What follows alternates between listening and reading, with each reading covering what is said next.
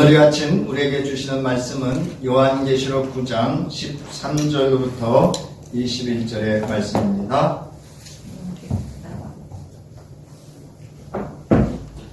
요한계시록 9장 13절부터 21절의 말씀 봉독합니다. 여섯째 천사가 나팔을 불매 내가 들으니 하나님 앞 금제단 넷불에서 한 음성이 나서 나팔 가진 여섯째 천사에게 말하기를 큰 강 유브라데에 결박한 네 천사를 놓아주라 하매 네 천사가 놓였으니 그들은 그 연월시에 이르러 사람 3분의 1을 죽이기로 준비된 자들이더라. 마병대의 수는 2만만이니 내가 그들의 수를 들었노라. 이 같은 환상 가운데 그 말들과 그 위에 탄 자들을 보니 불빛과 자주빛과 유황빛 호심경이 있고 또 말들의 머리는 사자 머리 같고 그 입에서는 불과 연기와 유황이 나오더라.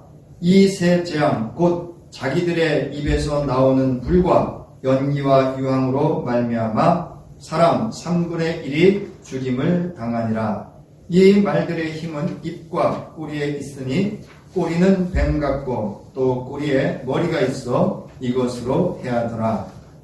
이 재앙에 죽지 않고 남은 사람들은 손으로 행한 일을 회개하지 아니하고 오히려 여러 귀신과 또는 보거나 듣거나 다니거나 하지 못하는 금, 은, 동과 목석의 우상에게 절하고 또 그 살인과 복술과 음행과 도둑질을 회개하지 아니하더라.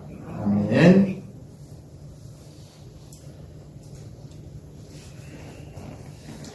연일대는 계속되는 한파로 인해서 설마 했던 저희 교회 남자 화장실이 얼었습니다. 얼지 않겠지 했는데 아마 바깥쪽에 있는 화장실이라 그런지 얼어서 어제 또 히터도 들여놓고 살짝 얼어서 다행히 녹이기도 했습니다.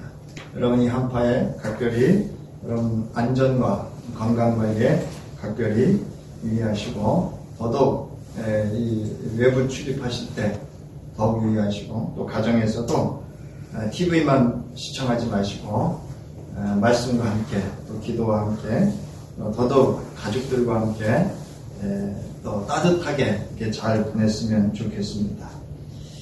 금주부터 다시 우리가 요한계시록 말씀을 살펴보도록 하겠습니다.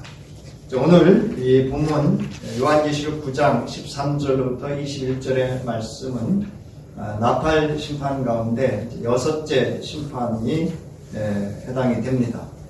여섯째 심판 후에 이제 10장과 11장에는 일곱째 나팔 심판 있기 전에 삽입이 들어있습니다. 그래서 이 여섯째 나팔 심판과 일곱째 나팔 심판에 또 한 번의 은혜의 시간을 머물도록 그리고 우리 신앙과 삶을 더욱 경고케 하고 성찰할 수 있는 그런 기회를 말씀으로 준비해 주고 있다라고 하는 것을 알 수가 있습니다. 자, 오늘 이 13절을 보면 여섯째 천사가 나팔을 분다 이렇게 시작을 합니다. 여섯째 천사가 나팔을 불며 여섯 번째 심판을 알립니다. 여섯째 나팔 심판은 요한계시록 6장 10절부터 11절에 성도의 기도, 순교자들의 기도에 대한 하나님의 지속적인 응답이라는 점을 우리가 이제 부각한다 또는 강조한다 이렇게 말씀드릴 수가 있습니다. 그래서 여기서 우리가 알 수 있는 것은 하나님의 심판의 유예기간이 있었다라고 하는 것입니다. 그래서 마치 이제 여섯째 나팔과 일곱째 나팔 사이에도 그 유예기간이 있음을 또한 우리가 이제 10장과 11장을 통해서 앞으로 살펴보게 됩니다.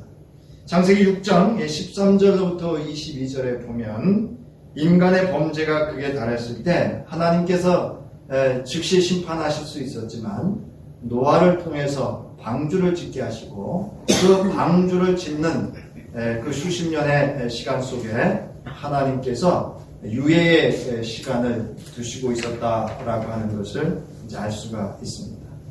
그리고 이제 그때 하나님의 정한 때에 하나님께서는 땅과 하늘의 문을 여시고 40주야를 비를 내리셔서 하나님께서 이제 그 악한 죄악이 관영한 그 땅의 사람들을 심판하는 것을 볼 수가 있습니다.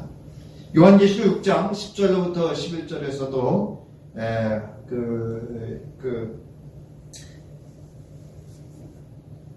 성도들의 그 기도들이 하나님의 앞에 간절히 기도하죠. 땅에 거하는 자들을 심판하여 우리 피를 주지 아니하시기를 어느 때까지 하시려 하나이까 라고 성도들의 기도에 하나님은 각각 그들에게 흰 두루마기를 주시며 이르시되 아직 잠시 동안 쉬되 그들의 동무종들과 형제들도 자기처럼 죽임을 당하여 그 수가 차기까지 하리라. 이렇게 아직 잠시 동안 쉬라고 하는 하나님의 유예 기간을 두셨다라고 하는 것을 알 수가 있습니다. 그러나 우리가 여기서 주목해야 될 것은 그 유예 기간이 끝나는 즉시 하나님의 그 때가 되어지면 거침없이 하나님은 하나님의 공의를 실현해야 하시는 것을 우리가 볼 수가 있습니다. 여섯째, 나팔은 그동안 오래 참으시고 기다리시던 하나님의 그 유예 기간이 철회되는 사건을 보여주고 있다라고 하는 것입니다. 자, 여섯 번째 천사가 나팔을 불자 이제 하나님 앞에 있는 금제단의 넷불에서 음성이 들립니다. 이 음성은 여섯째 나팔의 내용을 묘사하기 시작합니다. 이 음성의 출처는 하나님 앞 금제단, 즉 하늘 성전에 있는 하늘 제단의 넷불로부터 그 음성이 발언되었다는 것입니다. 이 음성은 하나님의 어린 양 그리스도 아니면 하나님으로부터 받은 그 맡겨진 그 사명을 수행할 천사의 음성일 수도 있고요. 또한 하나님의 주권적 인재를 상징하는 제단불을 통해 직접적으로 들리는 하나님의 음성일 수도 있다는 것입니다. 그래서 저자는 이 음성이 누구인지를 밝히고 있지 않습니다. 그것은 왜냐하면 그 금제단 넷불로부터 발언되어진 그 음성은 하나님의 주권과 계획과 그 뜻 속에서 하나님이 수행하시는 말씀이기 때문에 굳이 그 발언의 자가 그 말씀하시는 이가 그 음성이 누구인지를 말씀하지 않고 있다라고 하는 것입니다. 자, 본절에서 이 제단은 희생 제물을 죽여 불태우는 제단으로 여기서는 하늘에 있는 제단을 의미합니다. 자, 넷불은 제단 네 모퉁이에 있는 돌출된 조형물로서 하나님의 힘을 상징합니다. 그리고 또한 우리가 참조할 것은 넷 할 때 4라고 하는 숫자는 완전을 암묵적으로 암시하고 있다고 합니다. 자, 뿔은 그 짐승의 뿔 또는 모양뿔 같은 그 모서리로서 그 당시에 신 또는 사람의 능력을 상징하는 것으로 이렇게 그 의미를 가지고 있었습니다. 또한 사람들은 가끔씩 제단의 뿔을 붙잡음으로써 다른 것으로부터 안전과 보호를 찾으려는 그런 바람을 표현하기도 했습니다. 오늘 본문의 금제단의 넷불은 성도들의 기도에 응답하시는 하나님의 심판 능력을 의미하며 악인들을 심판함으로써 성도의 부르짖음에 응답하시는 하나님의 완전한 능력을 가리키고 있다라고 하는 것입니다. 자, 그 뿔에서 음성이 났는데 그 음성은 14절을 보면 나팔 가진 여섯째 천사에게 말합니다. 큰 강 유브라데에 결백한 네 천사를 놓아주라. 이렇게 그 음성이 그 나팔 가진 여섯째 천사에게 말씀을 하고 있습니다. 이 제단에서 나온 그 음성은 여섯째 나팔을 가진 천사에게 결박되어 있었던 네 천사들을 놓아주라는 것입니다. 이 넷째 천사가 어떠한 존재, 어떠한 상황 속에 있었는지도 설명을 합니다. 그들은 큰 강 유브라데에 결박한 네 천사였습니다. 그러니까 네 천사를 그 유브라 강에 풀어주기 위한 결박되어져 있던 그런 상태였음도 또한 설명하고 있습니다. 바로 이 결박당하다라는 표현은 신적 수동태로서 결박한 주체가 그 네 천사를 결박한 것은 바로 하나님이심을 암시하고 있는 것입니다.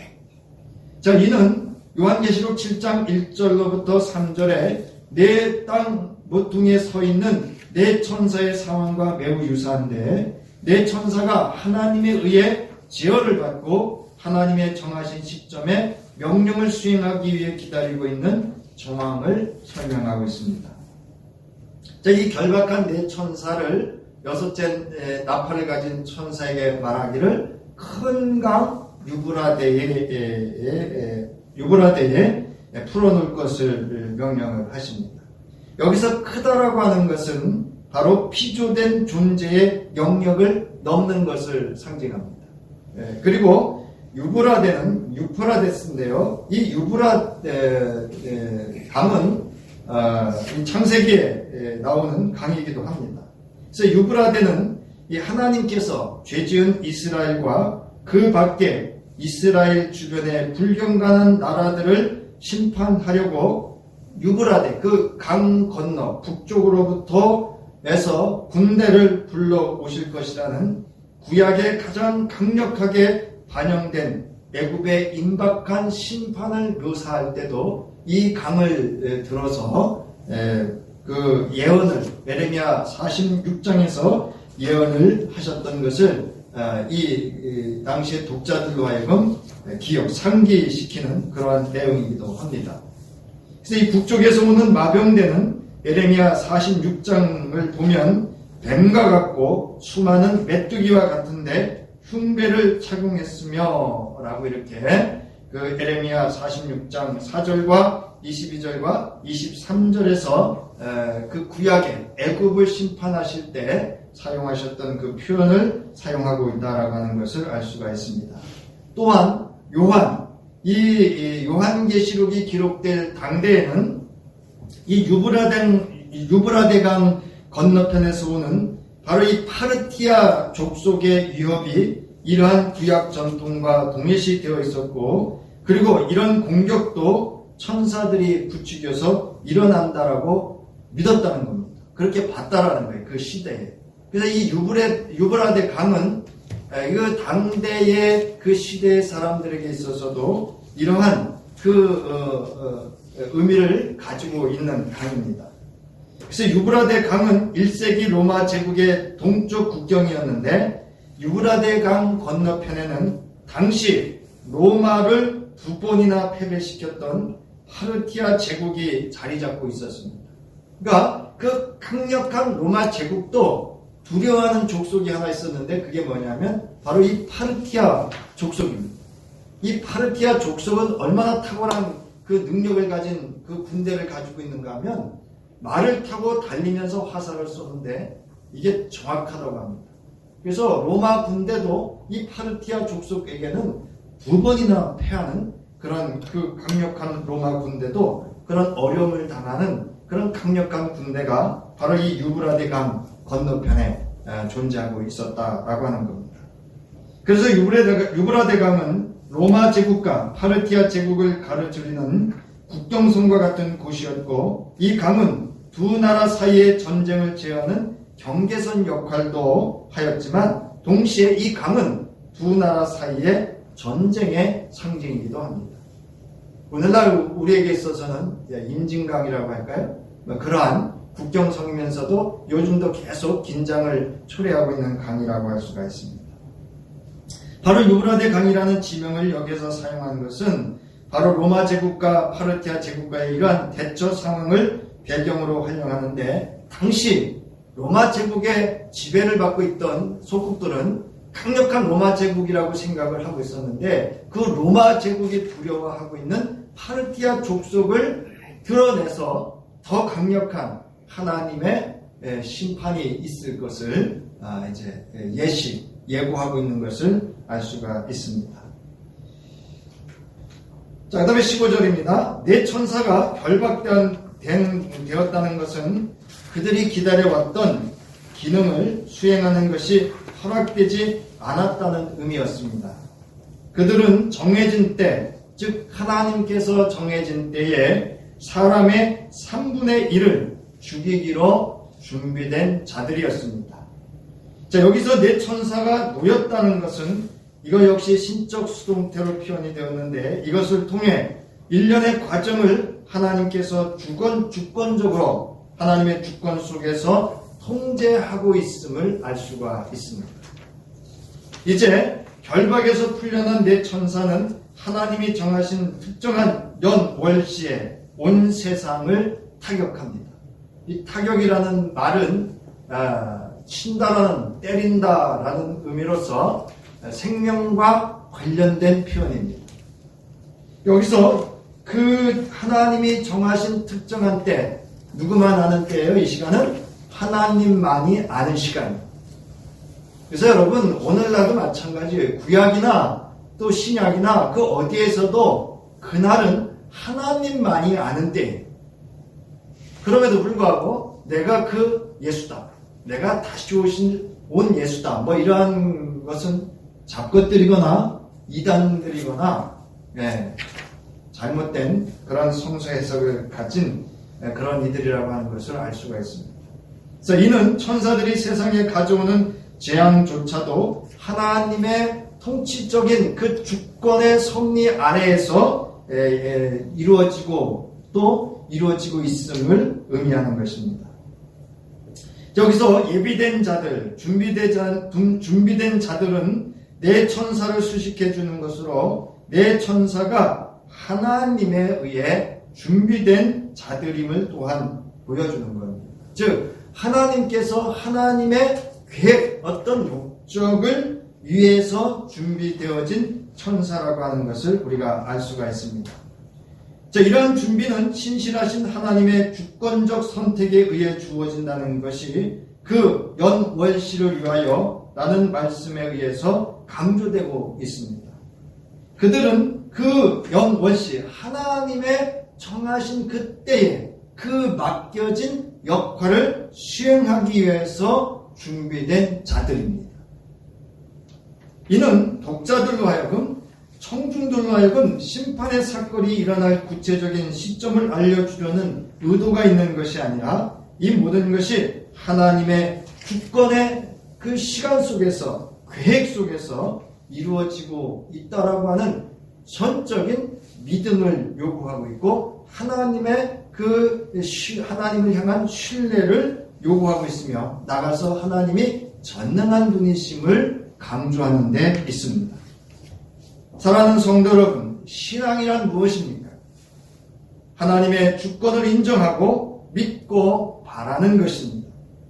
당시 기독인들에게는 로마 황제가 아닌 하나님의 주권하에 이 모든 것이 하나님의 전능하심 속에서 이루어질 것을 소망하는 그 신앙은 그들에게 큰 위로와 담대와 복음을 증거하고 그리스도의 말씀과 사랑을 실현해 나갈 수 있는 그러한 강력한 능력, 힘이 되었다라고 하는 것입니다. 이 네 천사의 그 수행할 역할은 오늘 본문을 보면 사람들의 3분의 1을 죽이는 것입니다. 여기서 그 대상과 범위는 명시하고 있지 않으나 이들에게 어떻게 심판이 이루어지게 되는지는 9장 16절로부터 19절에서 이제 우리가 말씀을 통해서 살펴보도록 하겠습니다. 자, 16절을 보면 마병대의 수가 나옵니다. 이 마병대의 수는 2만만이니 내가 그들의 수를 들었다, 이렇게 말씀하고 있습니다. 그래서 이 네 천사가 사람 3분의 1을 죽이기 위해 동원되는 군대의 그 규모가 2만의 만입니다. 그래서 이 마병대의 수가 2만의 만이면은 이거를 계산을 하면 2억이 됩니다. 그런데 이 당시 로마 제국 군대가요, 총 24군단으로 12만 5천 명, 이와 비슷한 숫자의 또한 예비군이 있었다고 합니다. 또한 당시 로마 제국 총 인구가 5천만이었고 이 당시 전 세계의 인구가 2억에서 3억 정도 됐다고 합니다. 그렇다고 한다면 이것은 어떠한 족속의 군대를 의미하는 것이 아니라 우리가 말하는 하나님으로부터 동원된 그러한 존재라고 하는 것을, 그래서 매우 규모가 크고 강력한, 그리고 그 파괴력이 생명을 죽일 수 있는 3분의 1의 사람을 죽일 수 있는 그런 강력한 존재라고 하는 것을 또한 알 수가 있고요. 나가서 이 마병대는 그 인간의 그 무엇으로도 막을 수 없는 그런 능력과 힘을 가지고 있다라고 하는 것을 이제 암묵적으로 강조해서 드러내고 있는 겁니다. 여기서 이제 선견자 요한은 내가 그들의 수를 들었노라 하였을 때 이 들음이라고 하는 것은 바로 선지적 행위를 강조하는 겁니다. 사랑하는 성도 여러분, 우리가 하나님의 말씀을 들었다, 하나님의 말씀을 받았다라고 하는 것은 저와 여러분이 그 말씀을 증거해야 되는 선지적 사명을 가졌음을, 또 사명을 받았음을 믿으시기 바랍니다. 예. 우리는 그냥 말씀을 나에게 머무르게 하면 안 돼. 그 말씀은 살아있는 말씀이기 때문에 우리의 그 말씀이 우리로 하여금 말씀이 사라질 수 있도록 선지적 행위를 할 수 있는 것. 그것이 바로 예수의 증인, 예수의 증거를 가진 성도의 삶이라고 하는 것입니다. 자, 이 기록들은 바로 위로부터 들려진 선지적 환상의 자료인 드림을 명백히 하며 단순히 문학적 작품이 아님을 이제 이 선견자 요한은 강조해서 내가 들었다라고 말씀하고 있는 겁니다. 사랑하는 성도 여러분, 하나님의 말씀을 들을 수 있는 한 해 되시기 바랍니다. 우리의 일상 속에 말씀을 듣고 깨어있는, 말씀에 깨어있는 그런 선지자적인 그런 삶이 되시기를 바랍니다. 자, 17절에 마병대의 모습이 더욱더 이제 두드러지게 그 두려움의 대상으로 표현되어지고 있음을 알 수가 있습니다. 이제 17절에 보면 이같이 환상 가운데 그 말들과 그 위에 탄 자들을 보니 불빛과 자줏빛과 유황빛 고신경이 있다. 이거는 말을 탄 자들이 흉곽, 가슴에 이게 두른 거. 아마도 말은 그 말을 그 안장을 지우길 때 이렇게 안장 지우잖아요. 그 안장 지운 모습까지도 다 표현을 하고 있는 것으로 이렇게 봅니다. 그래서 말들도 흉배를 갖췄고 사람들에게 해를 가할 말탄 자들도 흉배를 갖췄는데 그 색깔이 불빛과 자줏빛과 유황빛이라고 하는 것은 바로 이것이 유황과 불과 연기와 유황을 그 유황의 색깔을 담아 표현하고 있다라고 하는 것입니다. 자, 그런데 이 말들의 머리는 사자머리 같고 그 입에서는 불과 연기와 유황이 나오더라. 그래서 매우 아주 그 사자머리는 뭐예요? 아주 그 파괴적인 강력한 파괴력을 갖고 한 번 물면 놓지 않는 그러한 그 사자의 그 존재를 통해서 이 심판이 매우 치명적이고 아주 생명을 위협하고 생명을 빼앗아가는 소돔과 고모라를 연상하게 하는 그런 심판이라고 하는 것을 이 본문을 통해서 이제 이 선견자 요한이 본 환상 중에서 드러내고 있습니다. 자, 그래서 그 말들의 입에서 나오는 심판의 파괴적인 성격은 바로 불과 연기와 유황이라고 하는 것을 통해서 이 심판이 매우 강력하고 극렬하고 치명적인 심판임을 상징해서 드러내고 있습니다. 그 다음에 이제 18절을 보면 마병대의 말과 말탄 자들로 인해 이루어진 심판의 파괴적이라는 사실을 다시 17절에서 결론 어구가 반복됨으로써 이제 18절에서는 다시 한번 강조를 하고 있습니다. 그래서 이 18절의 성경적인 배경은 바로 창세기 19장에 나오는 소돔과 고모라의 그 심판의 사건을 배경으로 가지고 있습니다. 자, 이 세 재앙, 곧 자기들의 입에서 나오는 불과 연기와 유황으로 말미암아 사람 3분의 1이 죽임을 당하니라. 이 네 천사가 큰 유브라데 강가에 풀려져서 이들이 행한 일이라고 하는 것이 바로 사람 3분의 1을 무엇으로? 불과 연기와 유황이라고 하는 심판의 도구를 통해서 사람의 생명을 이제 심판하는 것을 볼 수가 있습니다. 그래서 이 심판은 요한 레위기 26장 21절부터 26절에 보면 바로 이 사망의 재앙의 대상자들은 회개하지 않는 불경건한 자들을 향한 하나님의 심판의 재앙의 모습이었다라고 하는 것을 우리가 주목해야 됩니다. 그래서 오늘 이 9장 특히 6째 나팔 심판에 주목해야 되는 것은 회개하지 않았다라고 하는데 주목해야 합니다. 자, 19절을 봅니다. 19절은 이 말들의 힘은 입과 꼬리에 있으니 꼬리는 뱀 같고 또 꼬리에 머리가 있어 이것으로 해하더라. 19절은 왜냐하면으로 시작을 합니다. 그러니까 이 사람들이 왜 3분의 1의 사람이 죽는가 하면 이라는 것인데 바로 18절의 이유로 주어지고 있는 그 이유가 여기 나옵니다. 이 말들이 큰 힘을 가지고 있는데 그 힘이라고 하는 것이 능력이 아닙니다. 권세. 엑수시아라고 하는 단어를 쓰는데요. 이거는 어떤 행동을 행할 수 있는 능력, 통치력을 말합니다. 그래서 결국은 이 권세라고 하는 것은 생명을 죽일 수도 있는 권세를 의미하는 것입니다. 그래서 이 특이한 것은 꼬리에 뱀 같은 머리가 달려있고 꼬리에 달린 이 머리가 사람들을 물고 해를 가한다는 데 있습니다. 그래서 이 힘은 하나님께 이임받은 권세로 이 힘을 막을 수 없는 파괴적인 영적 세력을 상징적으로 보여주고 있습니다. 그래서 이 6째 나팔의 심판 대상이 누구인지가 이제 20절로부터 21절에 그 심판의 대상이 누구인지를 말씀하고 있습니다. 자, 20절을 보면 이 재앙에 죽지 않고 남은 사람들은 그랬어요.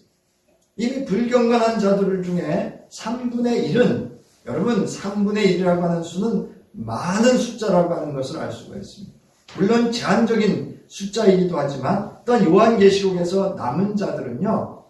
구약성서에서 남은 자들은 하나님을 향한 그 경건한 믿음으로 하나님의 말씀을 따르는 자들을 남은 자들이라고 하는데 요한계시록에서 남은 자들은요. 대부분 불경건한 자들을 의미하고 있습니다. 그래서 이 남은 자들에 향한 그 죽지 않고 살아남은 자들의 행위와 그 반응을 또한 소개하고 있는데요. 이 재앙은 6번째 나팔 심판을 의미하는데 그들이 회개하지 않았다는 것은 이 재앙에서 죽지 않고 남은 자들이 심판의 해를 받았음에도 그들의 손으로 행한 일을 회개하지 않는다는 것을 의미합니다. 그러니까 여러분, 이 회개할 그 기회, 회개할 기회마저도 이들은 거부했다는 거예요. 회개는커녕 오히려 20절과 21절을 보면 더욱 우상 숭배와 행악에 몰두하는 것을 볼 수가 있습니다. 즉, 그 이마에, 주목해야 됩니다. 그 이마에 하나님의 인을 맞지 않은 사람들 중에서 이 재앙에 죽지 않고 살아남은 자들이 그들의 손의 행위로부터 회개하지 않았다는 사실을 지적하고 있습니다. 이 재앙에 죽지 않고 남은 사람들은 손으로 행한 일을 회개하지 아니하고 이거를 직역하면 손으로 행한 일들로부터 돌이켜 선하게 살지 아니하고가 됩니다.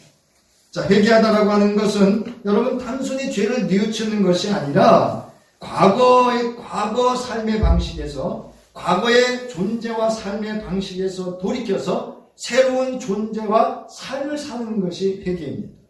즉, 전 인격적인 변화, 마음과 삶의 변화를 포괄하는 단어입니다. 이 돌이키다라고 하는 이 메타노에산이라고 하는 단어는요, 외적, 내적 변화를 의미합니다. 그래서 전인적 삶의 변화, 돌이키는 것을 회개라고 이렇게 그 의미를 가지고 있습니다. 따라서 회개하지 않았다는 것은 회개하기를 거부하였다는 것이고, 회개하기를 거부하였다는 것은 하나님을 거역하는 행위였다는 것입니다. 20절의 나머지 부분은 21절과 함께 불경건한 사람들이 회개하지 않은 내용에 대해서 말해줍니다. 그 행위의 내용은 첫째, 우상숭배, 즉 그들이 손으로 행한 일입니다. 손이라고 하는 것은 그들의 전인적 존재를 대표하는 것으로, 그들의 손의 행위란 손으로 한 행위만을 가리키는 것이 아니라 그들의 존재와 삶 전체를 가리킵니다.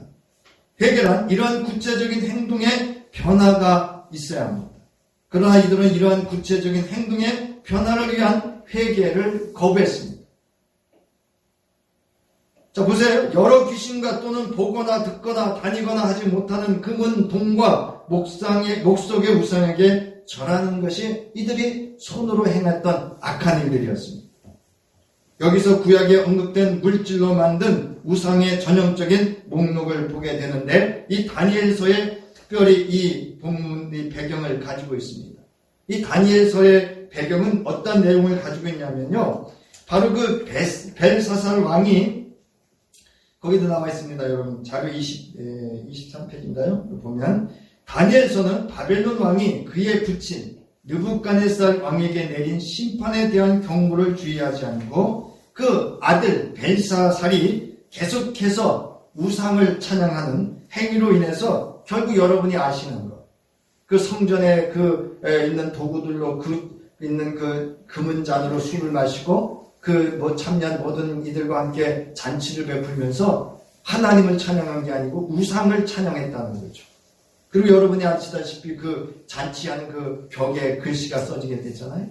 그걸 이제 다니엘이 해석을 하면서 느부갓네살 왕에게 주어졌던 하나님의 그 모든 은혜를 저버리고 하나님의 심판을 받았음에도 불구하고 이 벨사살이 그것을 계속 우상을 숭배하는 것을 책망하고 지적하고 경고하는 그런 내용을 의미하고 있습니다. 자, 본문에서 이 거부한 회개의 목록은 주로 우상 숭배에 집중되고 있는데, 신명기 32장 16절부터 17절에서 우상 숭배는 곧 마귀 사탄을 향한 경배로 규정하고 있다는 겁니다.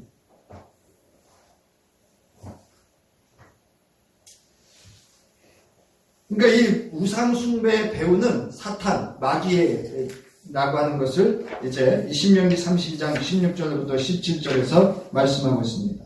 그들이 다른 신으로 그의 질투를 일으키며 가증한 것으로 그의 진노를 격발하였도다. 그들은 하나님께 제사하지 아니하고 귀신들에게 하였으니 곧 그들이 알지 못하던 신들, 근래에 들어온 새로운 신들, 너희의 조상들이 두려워하지 아니한 것들이로다. 이렇게 기록하고 있습니다.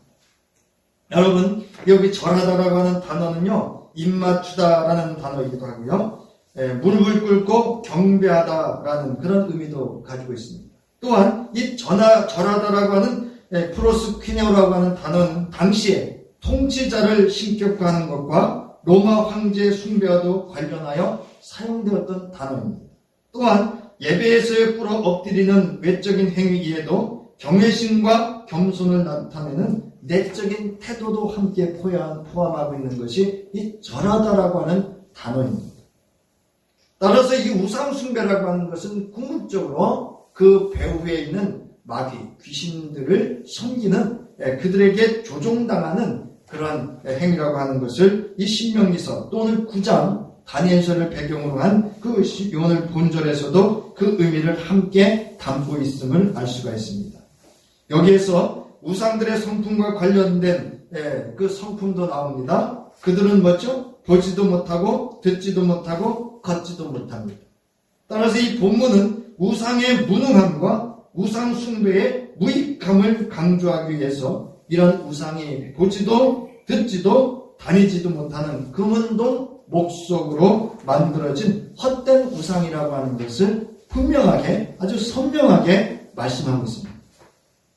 사랑하는 성도 여러분, 우상을 믿는 것은 헛됩니다. 사람들을 사용하여 속이는 귀신을 제하고는 우상 뒤에는 아무것도 없기 때문입니다. 우상 숭배자들은 영적으로 보지 못하고 듣지 못하고 걷지 못합니다. 여러분 이사야서 43장 8절로부터 13절 여러분 거기 말씀이 있을 텐데요. 바로 이와 같은 우상 숭배로 인해서 눈이 있어도 보지 못하고 귀가 있어도 듣지 못하는 백성들을 이끌어내라 이렇게 하나님은 말씀하십니다. 우리도 이전에 어떤 존재였어요? 눈이 있어도 보지 못했고 귀가 있어도 듣지 못했고 발이 있어도 걷지 못하는 그런 저와 여러분의 존재였습니다. 그러나 하나님께서 우리를 뭐 하셨기 때문에 독생자 예수 그리스도를 보내서 구원하여 주셨기에 우리의 뭐가 열렸어요? 귀가 열리고 눈이 열리고 우리의 손과 발이 하나님의 나라와 그 뜻을 위하여 일할 수 있는 그런 은혜를 입었음을 여러분 믿으시기 바랍니다. 여러분 이제 이 우상 숭배자들이 영적인 무지와 무감각으로 마비시키는 방법이 바로 귀신들은 우상 숭배를 통해서 이루어지고 이 우상 숭배는 반드시 하나님의 심판을 가져오게 된다라고 하는 것을 오늘 본문을 통해서 말씀하고 있습니다. 또한 이제 21절을 보면 우상 숭배자들의 그들의 악한 행위가 무엇인가 하면 살인과 복술과 음행과 도둑질이었다는 거죠. 이것은 우상 숭배와 분리할 수 없고 그 당시 이교 문화와 분리할 수 없는 그런 그 시대적인 상황도 반영하고 있습니다. 여러분 복술이라고 하는 거 거기 설명이 나와 있는데요. 귀신과 교제하며 귀신의 힘과 지시를 받아 사람의 마음을 미혹시키는 술법을 말합니다. 여기 근본 원인은 이 복술의 근본 원인은 하나님을 떠난 우상 숭배에 있었고 이런 복술은 때로 살인을 일으키고 음행을 일으키며 범죄를 조장했다는 거예요. 여기 음행이라고 하는 것은 불법적 종교 행위와 우상 숭배뿐만 아니라 인간관계에서의 실질적인 음란한 행위 모두를 포함하고 있고요. 도둑질이라고 하는 것은 인간의 이기적인 탐욕에서 이루어지는 악한 행위들 모든 것을 의미합니다. 또한 이것은 살인과 음행과 탐욕이라고 해요. 도둑질이라고 하는 것은 십계명의 축소이기도 합니다. 그래서 궁극적으로는 하나님의 말씀을 범하는 것을 의미합니다. 자, 이 네 죄악들은 성경 여러 곳에서 우상 숭배와 연결되어 있고 이 죄들은 우상 숭배와 연관된 활동에 속한 것이든지 실제로 우상 숭배 그 자체의 행위들 중에 하나라고 하는 것입니다. 회개하지 않았다. 21절에서 다시 강조하고 있습니다. 여섯 번째 나팔장의 거대한 충격이 인류의 3분의 1의 생명을 잃게 하였지만 인류는 더욱 마음을 강박하게 해서 마치 바로와 같이 완고하게 하나님께 돌아오기를 거부했다는 거예요. 사랑하는 성도 여러분, 회개할 그때 마음에 감동이 있으면 그때 손들고 오시기 바랍니다. 아멘? 네, 회개 때를 놓치면 안 돼요. 네, 여기 오늘 본문에 보면 요한계시록 2장 21절부터 23절과 또 연관을 지어서 이제 더더욱 이 믿음의 성도들에게 그 시대의 우상 숭배와 이교 문화에 타협하거나 물들거나 넘어지거나 실족하지 않기를 경고하고 있다라고 하는 것 또한 알 수가 있습니다. 사랑하는 성도 여러분, 이제 회개란 무엇입니까? 주님 말씀하셨습니다. 이제 말씀을 마치면서 마태복음 4장 17절에서 주께서 이 땅에서 가장 먼저 하셨던 하나님 나라의 선포가 뭡니까? 회개하라, 천국이 가까이 왔느니라. 마지막 장입니다. 여러분, 하나님의 나라는 회개로부터 열려지는 줄 믿으시기 바랍니다. 다시금 예수께서 하셨던 회개하라, 천국이 가까이 왔다라는 말씀을 우리는 예수 그리스도 안에서 깊이 생각하여야 합니다. 올 한 해 여러분 회개하라, 천국이 가까이 왔다라는 이 말씀으로 여러분의 모든 존재와 삶으로 하나님의 나라를 열고 그 나라를 사는 해가 됐으면 좋겠습니다. 여러분, 회개란 무엇입니까? 과거 삶의 방식에서 돌이켜 새로운 삶을 산다는 전인격적인 변화, 마음과 삶의 변화를 포괄하는 새로운 존재로서 하나님 나라를 사는 것이 진정한 회개인 줄 믿으시기 바랍니다. 저는 누가복음 15장 17절부터 24절의 말씀을 지난밤에 다시 한번 이렇게 살피면서 큰 은혜가 됐습니다. 여기 보세요. 이에 스스로 돌이켜 내 아버지에게는 양식이 풍족한 품꾼이 얼마나 많은가. 나는 여기서 주려 죽는구나. 죽는다는 거예요. 내가 일어나 아버지께 가서 이르기를 아버지 내가 하늘과 아버지께 죄를 지었사오니 지금부터는 아버지의 아들이라 일컬음을 감당하지 못하겠나이다. 나를 품꾼의 하나로 보소서 하리라. 이에 일어나서 아버지께로 돌아가니라. 중요한 거예요. 이에 일어나서 돌아가는 거예요.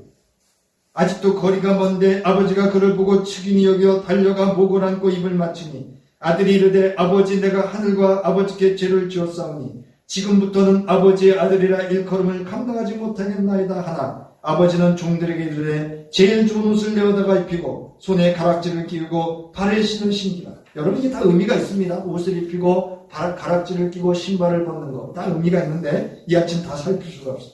그리고 살찐 송아지를 끌어다 잡으라. 이건 송아지를 잡는다는 건 뭐예요? 제물을 드린다는 거예요. 예배를 드린다는 거예요. 그리고 즐기자. 화목제물입니다. 내 아들은 죽었다가 다시 살아났으며 내가 잃었다가 다시 얻었노라 하니 그들이 즐거워하더라. 여러분 예수 그리스도 안에서 진정한 즐거움은 하늘과 아버지께로 회개하고 돌아가는 데 있음을 믿으시기 바랍니다. 회개의 은총을 누리는 자가 정녕 여러분 하나님 나라 천국 사는 자예요. 여기 있습니다. 그러나 예수 그리스도 안에서 회개 없는 천국은 위장된 지옥일 뿐입니다.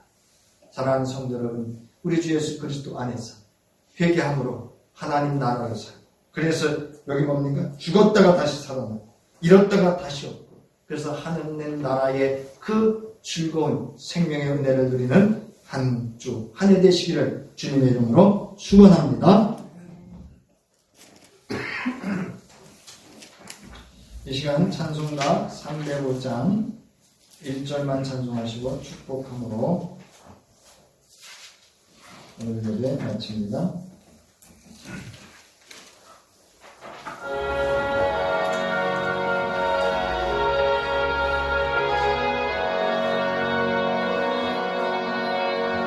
나 같은 죄 살리신 주 은혜 놀라워 잃었던 생 찾아고 광명으로 없네.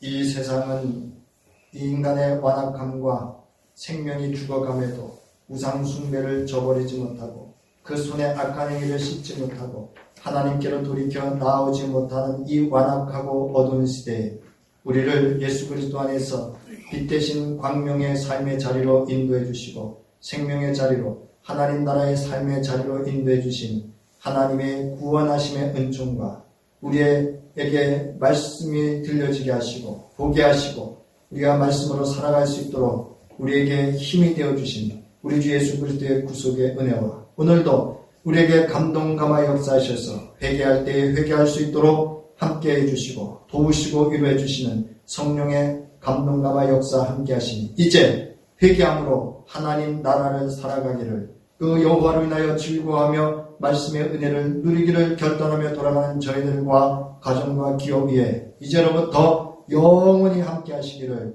간절히 축원하옵나이다. 아멘.